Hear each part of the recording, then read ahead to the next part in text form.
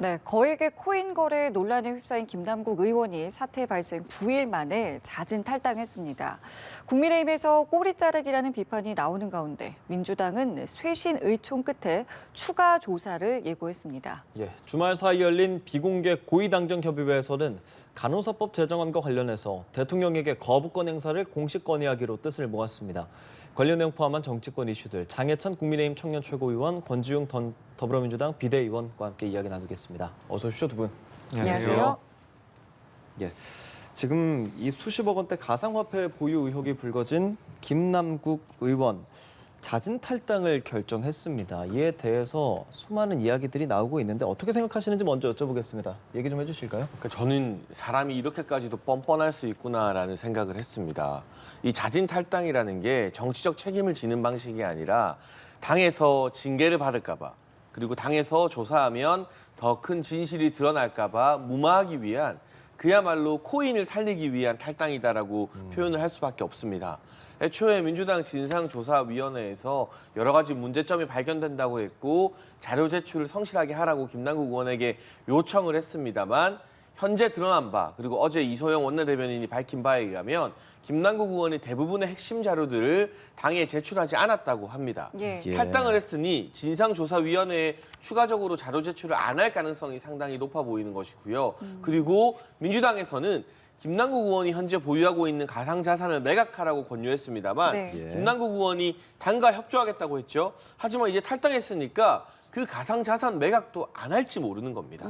저는 과연 김남국 의원이 추가적인 자료 제출을 할지, 그리고 가상자산을 매각할지 집중해서 봐야 한다고 보는데요. 아마 안 할 확률이 대단히 높아 보이고요. 그리고 뭐 탈당이 무슨 면죄부가 되는 것도 아니고 민주당의 전례를 보면 탈당했다가 슬그머니 복당한 케이스, 그리고 탈당을 하고도 민주당 의원들과 사실상 정치 활동을 같이 한 케이스들이 많기 때문에 이건 그야말로 진상조사를 피하고 가상자산 매각을 피하기 위한, 코인 투자의 자유를 얻기 위한 탈당이지 정치적 책임을 지기 위한 탈당은 아닌 것 같고요. 김남국 의원에게 더욱 중요한 것은 민주당 당적보다는 본인의 코인 거래인 것 같습니다. 이제 민주당 당원도 아니니까 더욱 자유롭게 그 좋아하는 코인 투자 많이 하실 것 같습니다. 이렇게 강하게 비판하고 있는 국민의힘이고요. 김남국 의원 오늘 오전에 죄송하다라는 입장을 밝히기도 했지만 또 허위 사실엔 강력 대응한다, 이런 입장을 밝히고 있습니다. 자진 탈당하게 된 김남국 의원, 어떤 생각을 하고 있는 걸까요? 저도 내부 생각이 어떤지는 알 수 없지만 저는 이번 탈당이 당의 부담을 덜어주는 탈당이었다기보다 당의 부담을 더하는 탈당이 돼버린 것 같아요. 결과적으로. 본인이야 사실은 당을 탈당한다고 하는 결심을 하기 쉽지 않았을 겁니다. 저도 이제 당원이지만 당을 탈당한다는 결심 자체를 내리기가 쉽지 않은데, 왜 제가 이 탈당을 했음에도 불구하고 당에 더 부담이 되는 것 같다라고 말씀드렸냐면, 사실 이 사안은 진상이 규명되는 게 되게 중요합니다. 그러니까 이게 어떤 합법과 불법 사이의 어떤 논란이라기보다 국회의원의 어떤 윤리적 측면에서, 예를 들면 국회의원직을 유지하면서 연간 1,400회 거래를 한다던가, 혹은 아니면 상임위 중에 이 거래를 한다던가, 이런 것들이 사실 국민들의 어떤 고충을 풀어줘야 될 국회의원이 그 어떤 그 시간에 되려 자신의 이익을 위해서 움직였다는 것 자체가 비판의 대상이 되는 겁니다. 그러면 어떤 일이 있었는지를 드러내고 거기에 대한 제대로 된 사과를 하는 게 필요했는데, 어떤 일이 드러났는지를 밝히는 데 있어서 협조해 주지 않고 탈당한 것처럼 지금 보여요. 어쨌든 당에서는 지금 어제 쇄신총회를 통해서 끝까지 진상조사하겠다고 밝혔지만 탈당을 했기 때문에 그 진상조사가 여의치 않을 수도 있습니다. 그래서 좀 부담이 되는 상황이 되어버렸습니다. 조금 전에 장해찬 최고위원이 지적을 해주셨습니다마는 이 돈봉투 논란으로 송영길 전 대표, 또 윤관석, 이성만 의원도 탈당을 했는데, 이번에 김남국 의원까지 이렇게 탈당을 하자 여당은 물론이고 야당 내에서도 비판의 목소리가 나오고 있는데요. 일단은 어떤 내용들이 나왔는지 함께 들어보시겠습니다. 얼마나 국민 알기를 우습게 알면 매번 이런 식의 꼼수로 위기를 모면하려 하는 겁니까? 이쯤 되면 민주당은 탈당이 면죄부 받는 만능 치트키라도 되는 줄 아는 모양입니다. 국민께 진정으로 사과한다는 표현 하나 의혹에 대해 소상히 밝히겠다는 진정성 한 줌 보이질 않았습니다. 행여 민형배원처럼 잠잠해지면 슬그머니 복당할 수 있을 것이란 기대를 하고 있다면 당장 적으십시오. 네, 국민의힘에서 나온 이야기고요. 사실 지금 야당 내에서도 비판의 목소리는 나오고 있는데 김남국 의원도 잠시 떠난다는 이제 말을 했기 때문에 이러다가 복당하는 거 아니야라는 이야기도 나오고는 있는 게 사실입니다.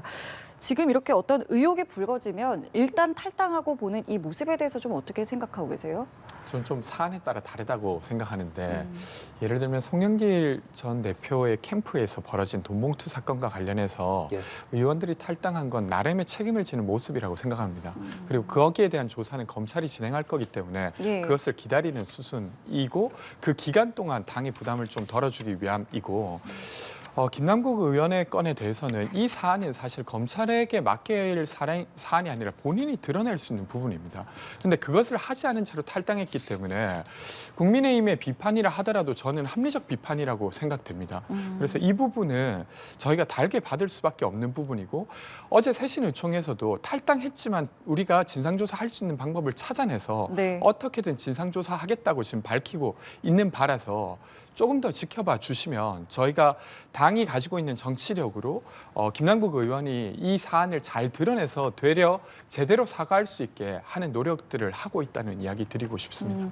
진상조사 이야기 해주셔서요. 이 진상조사가 근데 이미 탈당한 의원을 상대로 하는 거잖아요. 탈당하지 않았어도 이게 잘 되겠느냐라는 지적이 있었는데 심지어 탈당한 의원을 상대로 하는 진상조사가 실효성이 있겠습니까? 그렇죠. 그런 질문 당연히 나올 수밖에 없죠. 그러니까 당이 가진 그 어떤 권한이라고 하는 게 뭐 인신을 구속하거나 아니면 강제로 어떤 증거를 제출받거나 이런 게 불가능하지 않습니까?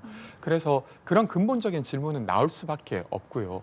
근데 그럼에도 불구하고 당이 아무것도 안 할 거냐? 라는 질문에 그렇지 않고 최소한 어쨌건 여러 가지 정치적 영향력을 통해서 김남국 의원이 뭐 코인 지갑과 관련된 것을 좀 드러낼 수 있도록 해보겠다는 이야기를 드리는 겁니다. 네. 국민의힘은 또 당내에서 TF 꾸려서 이에 대해서 좀 조사를 하겠다라고 밝힌 걸로 알고 있거든요.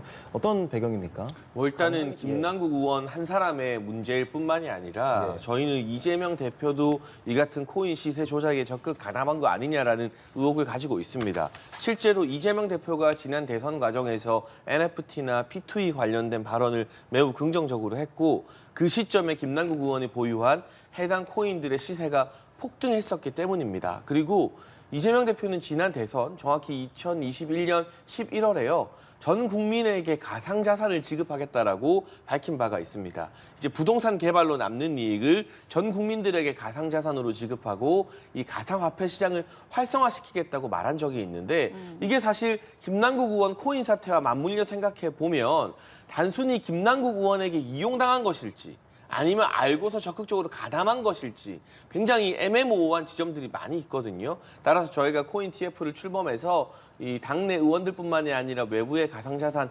전문가들과 함께 이 가상화폐 업계의 전방위적 로비가 이재명 대선 캠프나 민주당을 중심으로 펼쳐진 것은 아닌가 검증할 필요가 분명히 있어 보이고요. 김남국 의원이 본인의 어떤 코인 거래 내역이나 지금 뭐 억울하다고 하는 부분에 대해서 소명하는 거 아주 간단합니다. 보유하고 있는 이 가상화폐 전자지갑 개수를 밝히고요. 지금 전문가들에 의하면 최소 4개 정도로 추정된다고 하는데 그 전자지갑 주소를 공개하면 됩니다. 그러면 공개된 전자지갑 주소에 얼마 정도의 코인이 들어왔다 나갔는지 어떤 거래가 이루어졌는지 전부 다 실시간 추적이 가능한 부분인데요. 지금 전문가들에 의해서 가상 이 지갑 하나 정도가 소위 말해 털렸는데 그것만 가지고도 뭐 역대 코인 보유액이 뭐 100억이 넘어갔다. 상임위 도중에 코인 거래를 한 내역이 남아있다 등등이 다 드러나지 않았습니까? 이 코인 지갑에 대해서만 밝히면 되는데 절대 그럴 리가 없어 보이고 민주당 진상조사위원회가 탈당한 김남국 의원에 대해서 어느 정도 강제력을 가지고 조사할 수 있을지 실효성도 매우 회의적일 따름입니다. 또 국민의힘에서는 아예 의원직을 좀 제명해야 된다라고 이야기를 하고 있잖아요. 이 부분은 어떤 배경인가요? 근데 저는 너무나 당연한 것 같아요. 국회 상임위 도중에 그리고 특히나 이태원 참사와 관련된 현안 질의를 하는 도중에 앞으로는 이태원 참사를 애도하는 척하면서 뒤로는 본인의 코인 거래할 궁리나 하고 있는 사람을 어떻게 국회의원으로 남겨두고 계속해서 세금으로 월급을 줄 수 있다는 말입니까? 이게 탈당만으로 해결될 문제가 아니죠. 사실상 성범죄 의혹 받고 있는 민주당 출신의 박완주 의원이나 위안부 할머니들 등쳐먹은 윤미향 의원, 지금 다 무소속으로 세비를 꼬박꼬박 받고 있잖아요. 저는 이런 분들이 이참에 모조리 전부 다 국회 윤리특위에서 의원직 제명 절차 빨리 결정을 내려야 한다고 보는데 다수당인 민주당이 결론만 내리면 당장 이번 주라도 윤리특위 가동해서 제명 조치 내릴 수 있습니다. 안 하는 건 결국 민주당의 의지가 없기 때문입니다. 예, 이 민주당 굉장히 좀 이번 사태로 좀 곤혹스러운 것 같은데 어제 쇄신 의총을 통해서 결의문을 발표를 했습니다. 어떤 내용들이 나왔는지 함께 들어보시죠.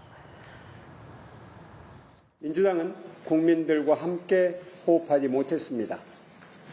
국민들의 마음에서 멀어져 있었고 국민 눈높이에 맞추지 못했습니다. 통렬하게 반성합니다.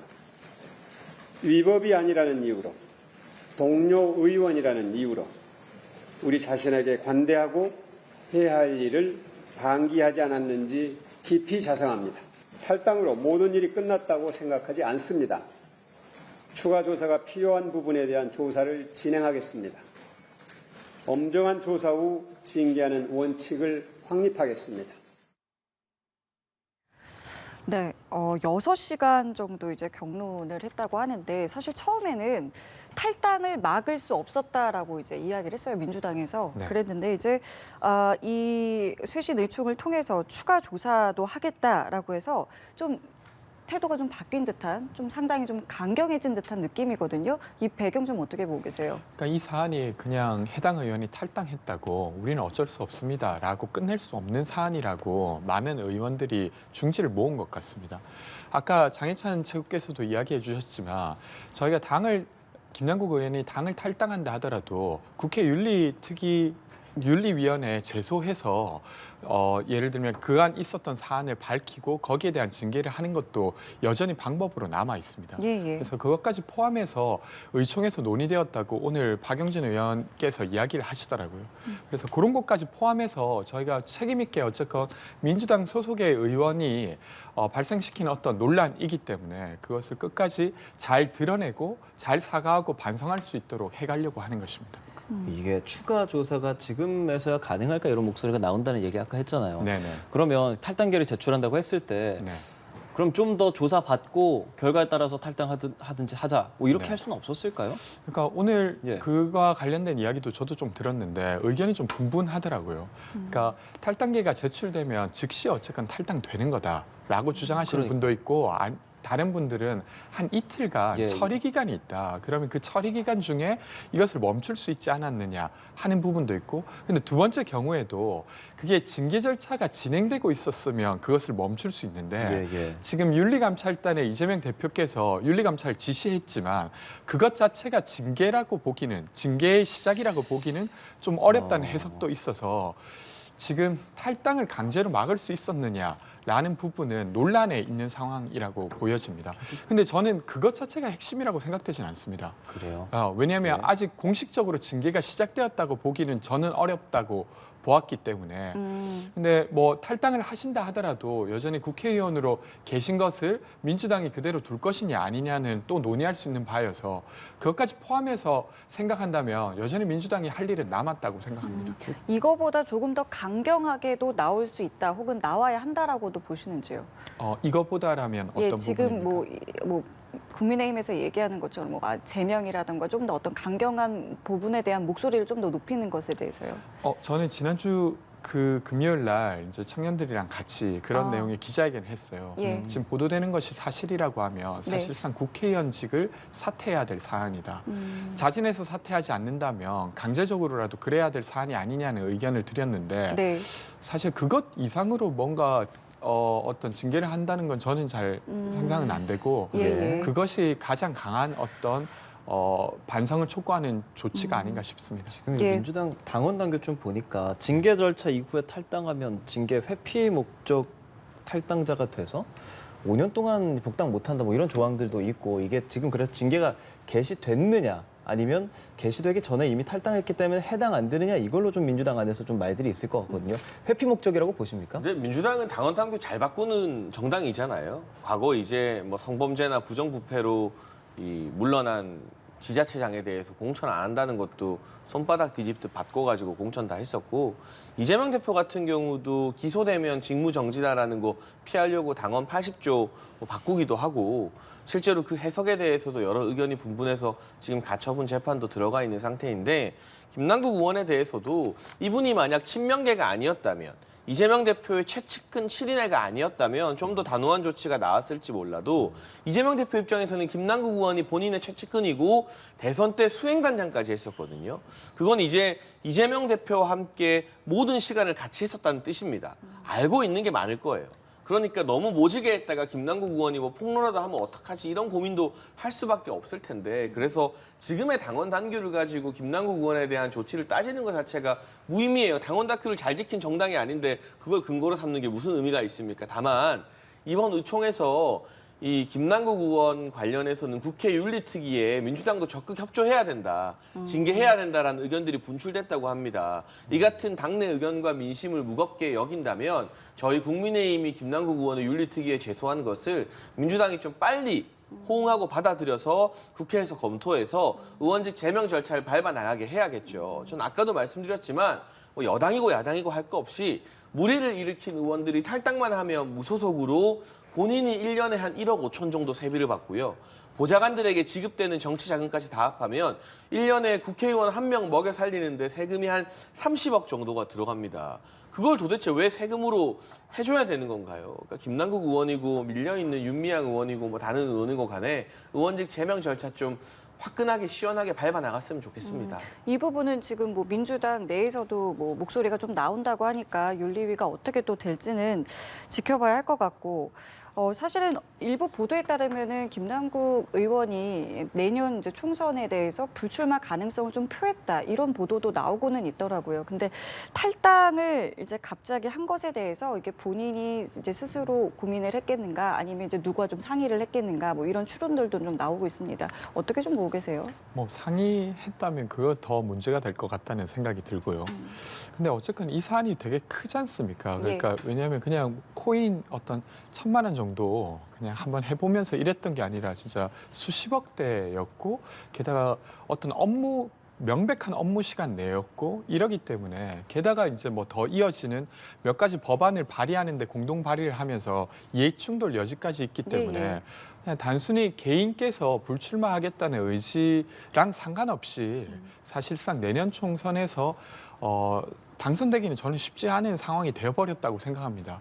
게다가 이제 해명에 있어서도 본인이 가지고 있는 전자지갑을 드러내서 사실 이 정도 한 게 맞다, 근데 이 중에서 이런 부분은 부적절했다고 생각하고 사과드린다라고 했으면 모를까. 지금 그런 것들도 드러내는 데 있어서 되게 주저하고 있지 않습니까? 그러니까 저는 뭐 본인이 불출마 선언했다 뭐 이런 건 별로 의미가 없다고 생각합니다. 예, 예. 오늘 사실 이제 라디오에서 유튜브죠, 출연해서 한 말을 보면 그런 가상자산이 더 있다라는 의혹에 대해서 이미 투명하게 공개를 했고 숨길 수 없다라고 말하고, 사실 이런 부분에 있어서 이제 가상자산 관련한 뭐 신고 의무 법안이라든지 네. 지금 국민의힘에서 주장하고 있는 수많은 것들, 민주당에서도 함께 해나갈 의향은 있는 겁니까, 충분히? 네, 물론이죠. 그 쇄신 의총을 어제 되게 오랫동안 했습니다. 예, 예. 도시락 먹으면서 의원들이 했는데, 7시간 했다고 근데 하죠. 그 중에서 이제 재산 공개 목록에 가상화폐를 포함시키고 그 법이 통과되는 즉시 모든 재산을 그 법에 의해서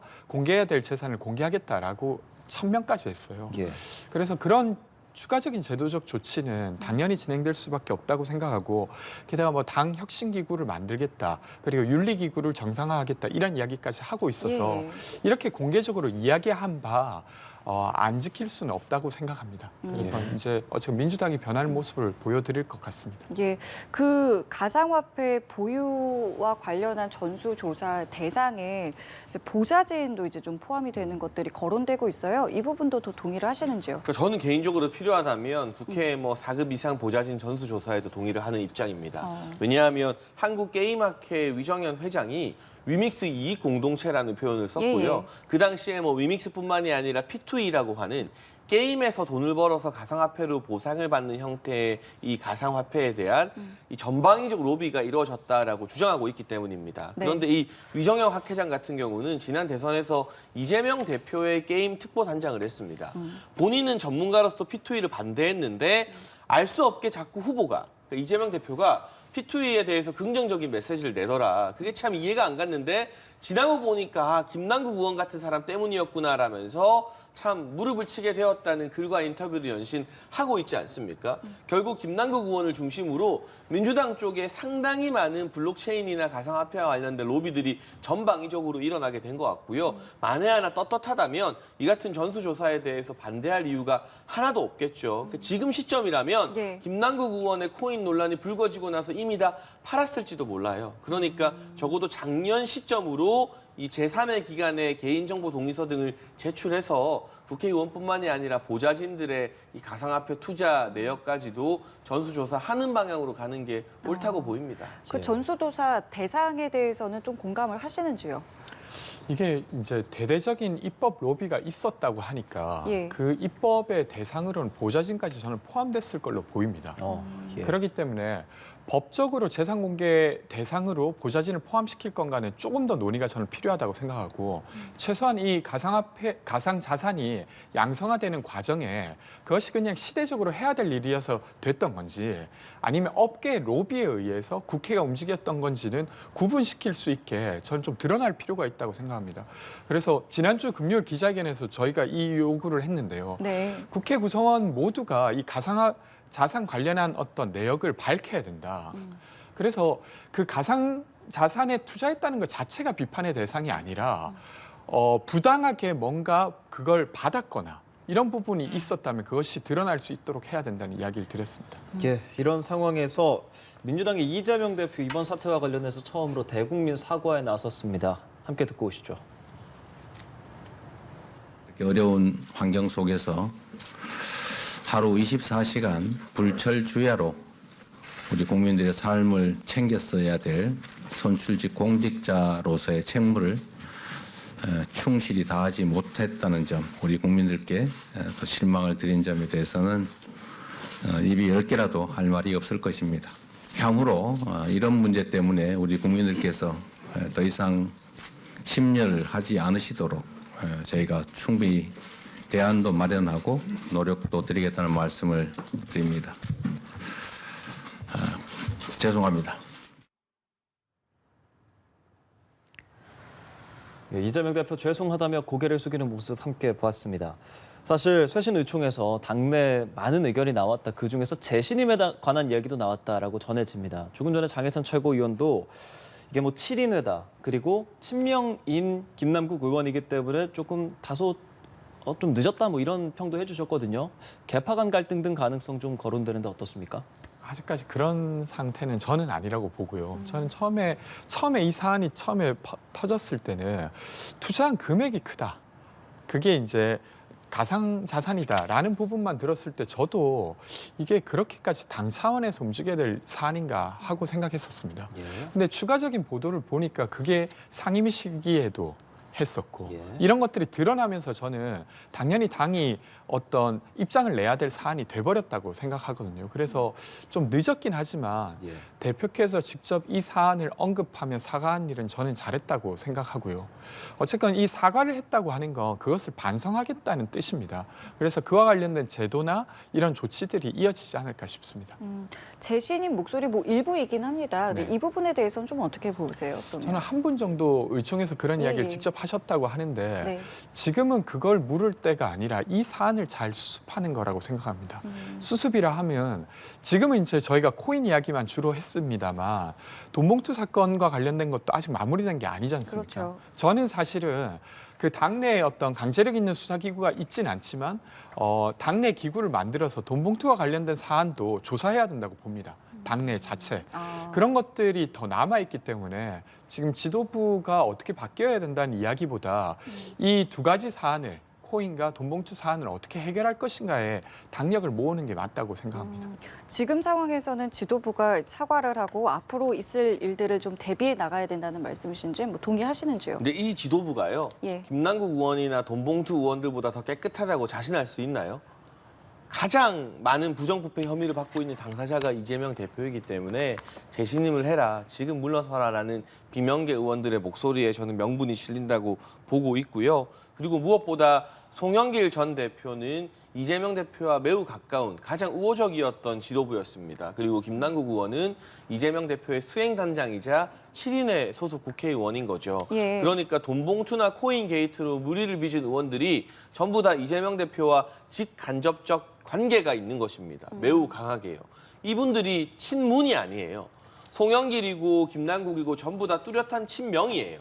그렇기 때문에 이재명 대표가 존재하는 한 이 친명 의원들에 대한 후속 조치에 대해서는 제 식구 감싸기가 되는 거 아니냐라는 의혹을 받을 수밖에 없는 부분입니다. 그래서 저는 이재명 대표가 물러서거나 아니면 최소한 적어도 돈봉투나 이 김남국 코인 게이트와 관련해서는 내가 어떠한 보고도 받지 않겠다. 뒤로 완전히 빠지고 제3의 인물이나 박강호 원내대표에게 지도권을 일임하는 형태의 조치 정도는 나와야 한다고 보는데 네. 이게 이재명 대표 최측근은 이재명 대표가 나서서 뭘 어떻게 하겠습니까? 이 사과도 거의 열흘 만에 뒤늦게 나오지 않았습니까? 이런 식의 시간 끌기 작전이 계속 될 것 같고요. 그리고 김남국 의원이 오늘 다른 사람도 아니라 김어준 씨 유튜브 방송에 나와서 본인 억울하다는 이야기를 계속했는데 예. 이재명 대표가 영이 선다면 김남국 의원에게 전화해서 그런 헛짓거리 하지 말라고 혼내야 되는 거 아닌가요? 지금 민주당이 쇄신의총 밤새 6시간 한 게 김남국 의원의 김어준 유튜브 출연 하나로 전부 다 없던 일이 됐어요. 도루묵이 되어버렸어요. 민주당은 우리 쇄신하겠다 잘못했다 하고 있는데 당사자인 김남국 의원이 김어준한테 가서 나는 사실 잘못한 거 없다, 억울하다. 상임위 때 한 거 한 몇천 원 정도밖에 안 됐다. 예. 뭐 반성한다고는 합니다만 다른 의혹에 대해서는 다 전면 부인하고 있거든요. 그러면서 자료 제출도 안 하고 있고 가상자산 매각도 안 하고 있고요. 예. 이 부분에 대해서 이재명 대표가 자기 측근 관리를 좀 더 엄격하게 해야 되는 거 아닌가 하는 아쉬움이 계속 분출될 수밖에 없겠죠. 근데 오늘 방송 내용을 좀 보면은 앞으로 김남국 의원 같은 경우에는 허위 사실에 굉장히 좀 강력하게 대응할 뜻을 보였기 때문에 말씀하신 것처럼 가만히 있을 것 같지는 않은데요. 그러니까 이 가만히 있지 않을 사람을 가만히 있게 하는 게 리더십이잖아요. 당은 떠나갔지만 이재명 대표가 직접 전화하거나 만나서 네. 자중을 요구해야 되겠죠. 예, 당을 떠난 김남국 의원인데 이재명 대표의 리더십이 닿게 될지 조금 더 지켜봐야 할 것 같습니다. 예. 민주당 얘기는 여기까지 해보고 이제 당정에 대한 이야기를 좀 해보겠습니다. 주말 사이에 고위당정협의회가 열렸고 지금 간호법에 대해서 계속 이야기하고 있잖아요. 결국에는 지금 대통령의 제2요구권, 거부권 건의를 하겠다라고 결정을 한 상황입니다. 그 배경에 대해서 먼저 좀 얘기를 해주시죠. 네, 일단 여러 가지 이 당정 간의 협의가 있었습니다만 네. 이 당정 협의에서의 어떤 제2요구권 건의가 나오기 이전에 당은 당대로 정부는 정부대로 다양한 의료 관계자들을 만났습니다. 의사협회뿐만이 아니라 간호사협회 또 간호조무사협회나 의료기기협회 등 다양한 직군에서 사실 지금의 이 간호법에 대해서 우려를 많이 드러냈고요. 간호사협회를 제외하면 의사, 간호조무사, 의료기기협회 등 거의 모든 제가 알기로는 13개 정도의 의료 관련 단체가 한 목소리로 이 간호법이 이 직역 간의 혼란을 야기한다고 말을 했습니다. 그런데 아시겠지만 의사와 간호조무사분들이 같은 목소리를 내는 게 흔한 일은 아니잖아요. 그러니까 그 정도로 지금 이 간호법에 있어서 간호사 처우 개선이라는 지상 과제를 제외하고 지역사회라든가 의료기관이라는 민감한 단어가 들어가는 조항 등은 문제가 된다는 점입니다. 네. 그래서 국민의힘이나 윤석열 정부에서 대통령께 제2요구권 건의를 하면서 드렸던 것은 간호법 전체를 전면 부정하자는 것이 절대 아닙니다. 간호사들의 처우 개선에 대해서는 국민의힘도 이미 대안을 제시한 바가 있습니다. 다만 많은 의료 관련 이 의료인들이 걱정하는 것처럼 간호사들의 단독 개원 가능성을 열어줄지 모르는 지역사회라는 문구 정도를 삭제하자. 그리고 간호조무사들의 학력 상한을 둔 부분을 폐지하자. 예, 예. 왜냐하면 간호조무사 내가 나중에 대학 나오고 나서 되고 싶을 수도 있잖아요. 그런데 지금 간호법상으로 보면 고졸로 명시하고 있기 때문에 예. 전문대를 나오거나 대학 나온 분들이 나중에 간호조무사가 되고 싶어도 응시를 할 수 있는 방법이 없어요. 학력에 하한을 두는 제도는 있어도 상한을 두는 제도는 아마 전 세계적으로 찾아보기 힘들 겁니다. 이런 모순적인 부분에 대해서 몇몇 조항만 개선하자는 것인데 무턱대고 1.1획도 바꿀 수 없다라고 민주당이 지금 목리를 부리는 부분이라서요. 저희가 이 제2요구권을 건의함과 동시에 지속적으로 국민 여러분께 설명을 잘 드리고 또 간호사 협회와도 대화를 계속 이어나가겠습니다. 예, 민주당에서 사실 주도적으로 발의하지 않았습니까? 당 그리고 정부 차원에서 이런 대책, 이런 대안들을 어떻게 좀 보고 계시는지요? 그러니까 정치가 실종된 단면이죠. 그러니까 이 법이 상임위를 통과한 거 사실상 굵직한 기조가 다 잡힌 건 작년 5월이었습니다. 그러니까 1년 동안 이 논의를 할 수 있었던 거예요. 근데 본회의가 통과된 다음에야 막 의견을 내서 이건 틀렸다라고 하게 되는 것 자체가 정치가 얼마나 실종되어 있었는가를 보여준다고 생각하고요. 이 법이 본회의에 통과될 때 제가 기억하기로는 국민의힘 간호사 출신 의원은 이 법이 통과돼야 된다고 이야기까지 했던 걸로 기억해요. 그러니까 사실 이 법 내용 자체가 엄청 문제라기보다 지금 제가 볼 때 정부는 또 역시 그냥 민주당이 몰아붙이는 법은 통과시키지 않겠다는 기조로 뭔가 정치적 구도를 만드는 것 같습니다. 이렇게 되면 사실은 법이 만들어지고 또 부족한 것은 또 보완하고 이렇게 가야 되는데 그냥 법 만들어지는 것 자체가 아예 안 되는 게 돼버리지 않습니까? 그래서 저는 좋은 모습이 결코 아니라고 생각하고 국민들이 보기에도 여당이 힘이 없는 것도 아닌데 왜 이렇게 거부권을 통해서 정치를 하고 있는가라고 물어볼 수밖에 없다고 생각해요. 심지어 이 법안은 윤석열 대통령이 공약집에 넣진 않았지만 구두로 분명하게 이 법을 만들겠다고 말했던 거고 정책 위키라고 하는 사이트에 올려져 있던 내용이기도 합니다. 그러니까 되려 정부의 이 모습에 저는 명분이 많이 없다고 생각합니다. 그 이번에 당정이 이 거부권을 건의한 내용 중에 의료법 개정안에도 제외가 됐습니다. 이 의료법 개정안의 내용이 이제 주된 내용이 범죄 행위를 하는 의사를 퇴출하는 부분이잖아요. 이 부분은 또 왜 빠지게 된 걸까요? 일단 사실관계 하나만 정정하면요. 예. 윤석열 대통령이 공약했던 간호법은 간호사 처우 개선에 관한 것이지 예. 단독 개원 가능성을 열어두는 형태는 아니다라고 하나 분명히 짚고 넘어가고요. 예. 이 의료법 개정안 같은 경우 당초에는 사실은 이 의사들이 의료와 관련된 범죄 행위나 강력범죄가 아니라 무슨 교통사고로 금고형 이상만 나와도 면허가 박탈되는 것이기 때문에 좀 행정 과잉 아니냐라는 지적이 있었습니다. 그런데 이번에 개정안에서 이 제2요구권 대상에서 제외가 된 것은 예. 국민의힘도 나름대로 국회 차원에서 이렇게 입법을 만들어가는 것에 대해서 존중해야 한다라는 고민을 하고 있다는 뜻인 거죠. 네. 그러니까 아무리 이 취지가 이 국민의힘의 정책 방향이나 철학과 맞지 않더라도 무조건 다 거부하는 것이 아니라 나름대로 이 국회를 통과한 부분에 대해서 최대한 존중하고 싶은데 정말 피치 못할 부분, 법안이 통과되었을 때 극심한 사회적 혼란이나 부작용을 초래할 부분에 대해서만 아주 제한적으로 대통령께 제2요구권을 건의하는 것이기 때문에 이 부분에 대해서 과잉 입법 우려가 있더라도 일단 가장 중요한 간호법과 관련된 부분만 우선적으로 제2요구를 하겠다 정도로 보고요. 예. 결코 모든 입법이나 민주당이 뭐 이 주도하는 정책에 대해서 다 반대하겠다는 것이 아니다. 정말 필수 불가결한 부분에 대해서만 제한적으로 제2요구권을 행사할 수밖에 없다라는 걸 보여드리기 위한 그러한 정치적 조치가 아닌가 싶습니다. 예. 권중곤 부대의원이 말씀하신 법을 만들고 수정해 나가야 하는 과정을 간호법에서도 해야 된다고 말씀하셨는데 지금 의료법에서는 일단은 뭐 거부권 행사를 안 하는 부분에서 그렇게 하는 것이라는 말씀이시거든요. 그러니까 저는 예. 그렇게 동의되진 않고 의료법 관련해서는 뭐 변호사라든지 다른 어떤 전문직 같은 경우도 지금 이번에 법 개정하는 내용 그러니까 다른 금고 이상의 처벌을 받으면 그 어떤 면허가 취소되는 법 내용이 있기 때문에 이것까지 반대하게 되면 국민적 저항이 너무 크기 때문에 그래서 그냥 이 법은 통과시키고 간호법은 목리를 부리는 거라고 생각합니다. 예. 장혜찬 최고위원님 아까 전에 그 공약 파기에 대해서 좀 이야기했었잖아요. 네. 그 부분에 대해서 그러면 사실상 윤석열 대통령이 이제 당시에 간호사들 만나기도 했었고 몇몇 그런 발언들도 했었는데 거기에 대해서 좀 실망하는 목소리들도 있는 건 사실이거든요. 그 부분에 대해서는 어떻게 말씀하시겠습니까? 사실 지난주에도 윤석열 대통령이 용산 대통령실로 예, 예. 의료진 분들을 초대했어요. 그 자리에 의사, 간호사 또 간호조무사 대표분들이 다 오셨는데 예. 윤석열 대통령의 철학은 일관됩니다. 간호사 처우 개선에 대해서는 적극 협력하겠다는 것이죠. 그리고 그 대선 과정에서 간호사분들 만나셔서 방호복 입고 했던 것도 저도 기억을 다 하고 있거든요. 예. 그때도 간호사 처우 개선의 취지에 맞는 이 간호법을 의미하셨던 것이라고 저희는 판단을 하고 있고요. 다만 지금 간호법에서 저희가 꾸준히 말씀을 드리지만 간호사 처우 개선을 안 하겠다는 게 절대 아닙니다. 그 부분은 다 하겠다고 대안을 제시했어요. 다만 지역사회라는 민감한 단어가 포함됨으로 인해서 의사가 없이 간호사만이 단독으로 요양병원이나 의료기관을 개원할 수 있는 건 아닌가. 이렇게 되면 극심한 의료체계에 혼란이 오기 때문에 여기에 대해서는 명시적으로 동의할 의사를 밝힌 적이 없었다라는 점을 분명히 짚고 넘어가려는 것뿐입니다. 예.